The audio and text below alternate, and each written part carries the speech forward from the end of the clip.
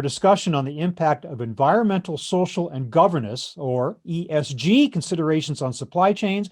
I am joined by two experts from NorthFind Management. Jonathon Karelse is Chief Executive Officer. Welcome, Jonathon. Hi, Bob. Always a pleasure to be with you. And Nguyen is Government and Risk Management Practice Lead, again, for NorthFind Management. Hello, Y. Hi. Thank you for having us.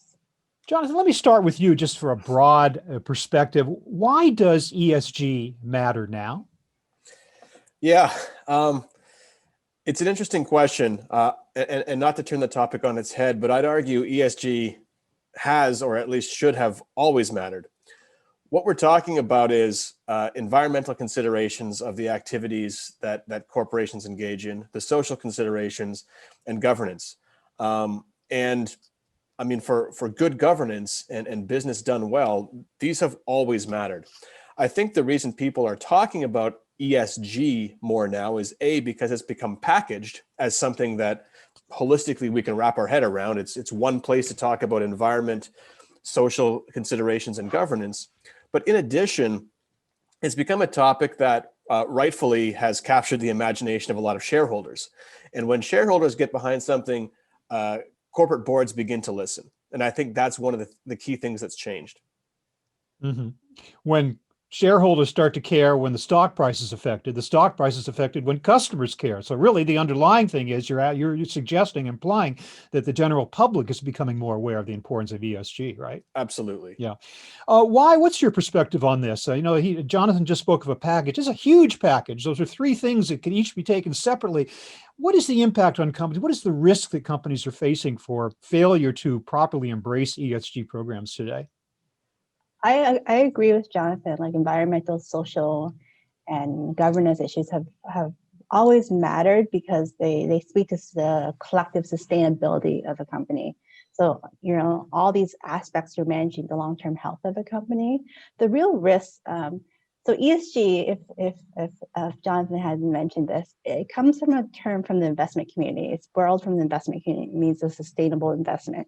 So the real risk to a company is that they have stranded assets. They're operating in such a way or producing products that the regulators no longer want, the consumers no longer want, and the investors don't think it's a sustainable investment anymore.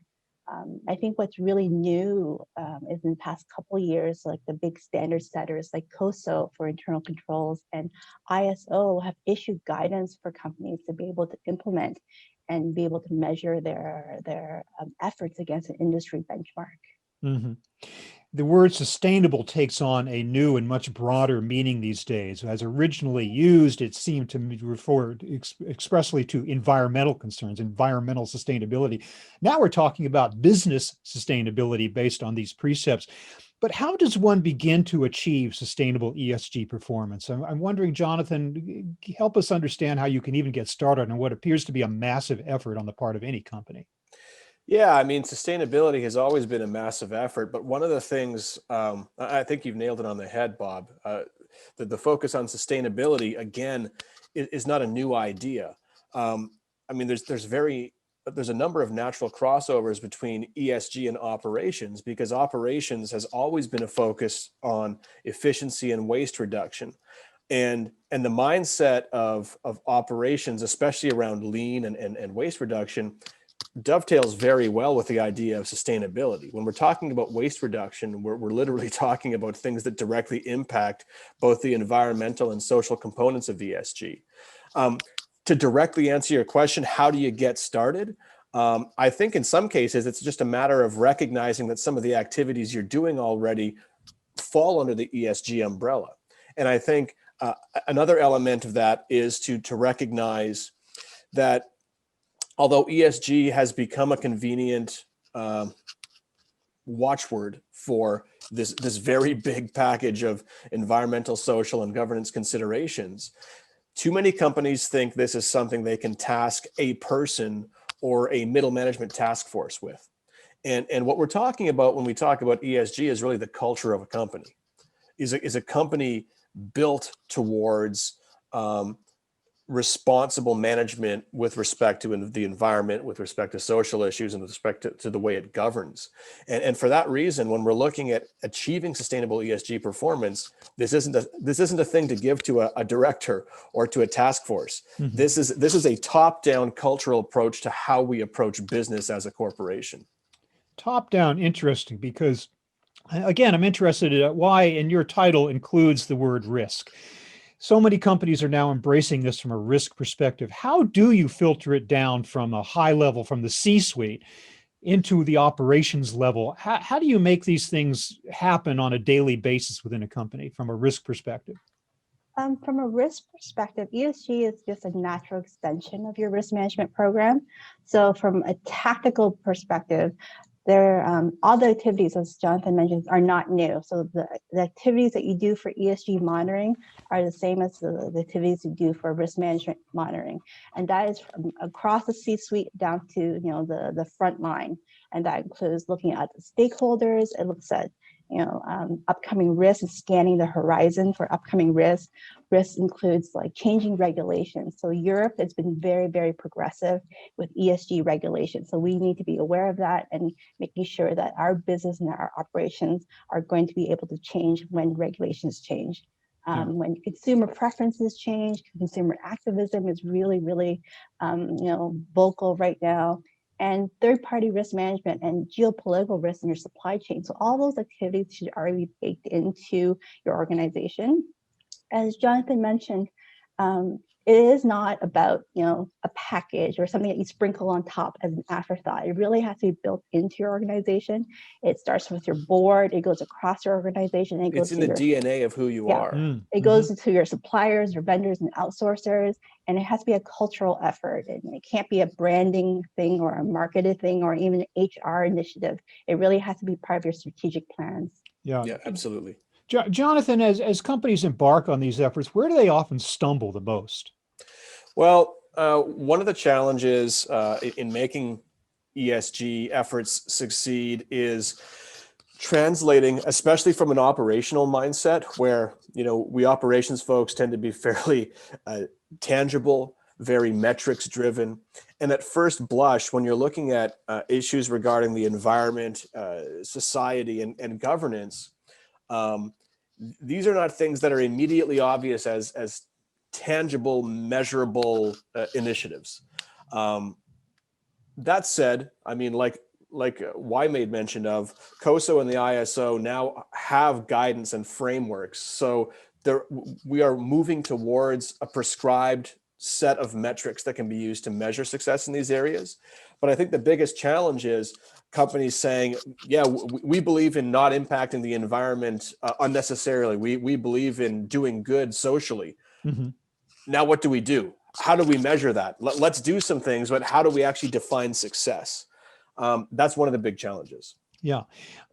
How do you get this not only to filter down through an organization within the walls of an organization, but as you know, all global supply chains are multi-tiered in nature. They have multiple levels of suppliers that become quite distant from the original buyer at some point, often. How do you inculcate this whole mentality all the way up your supply chain? I think the easy answer is that it's not enough to do what we've always done. So a lot of times for the bare minimum is having your supplier sign an attestation that everything they're complying with local labor laws, or they're signing a code of conduct. And then we were like, well, this is what we have, and that was for a long time good enough. But I don't think that's the answer anymore. I think now companies have to do due diligence. They have to build into their contracts with their third-party vendors and outsourcers that these are the performance metrics that we expect you to comply with. These are our values. This is how we're going to measure. And when there's not compliance there, then this is how we're going to enforce those contracts. This year, a great example of that is Walmart, who already a decade ago, and I don't think we were really talking about ESG so much a decade ago, but Walmart made it a core initiative to try to do what they could to reduce the environmental impact of supply chain.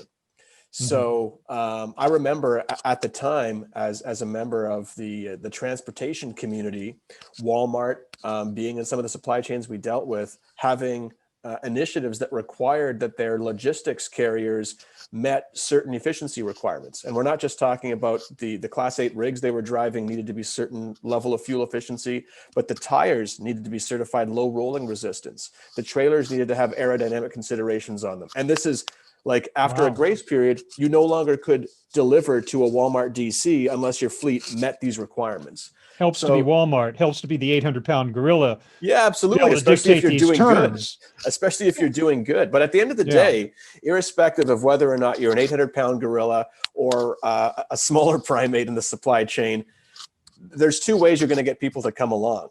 And both of them end up with money. It's either show them a stick or show them a carrot. And like Y said, that we're seeing it baked into contracts now, where it's not enough to just say, partner of mine in Apple's supply chain, hey, do you promise you're not using child labor in a factory? We need to go deeper because there are people looking now. Why? Tell me about the so-called triple bottom line approach. What does that entail? Triple bottom line. So it's moving from the idea that we're only looking at shareholders and the financial statement. So the triple bottom line includes profits, people, and planet. So no longer all the disclosures that a company makes is and it's just on the P&L or their balance sheet. It has to do more. So for example, Nordstrom publicly discloses their ESG initiatives and targets. They'll set sustainability, reduction in carbon emission across their supply chain. So that's where the real value of a company now comes from, no longer the profit and loss statements. Even in the investment community, they're really have built up a methodology to give companies valuations based on their ESG initiatives. So if a company doesn't disclose their own initiatives, these institutional investors and pension funds are actually attributing a value to a company. I know BlackRock, one of the biggest fund managers in the world, they've committed to assigning ESG metrics for 100% of their portfolio by the end of this year. So that's the real takeaway for viewers. If you're not disclosing what you're doing and how well you're doing it, investors, consumers, the media, the regulators, they're all watching and they're all going to assign a value on your behalf.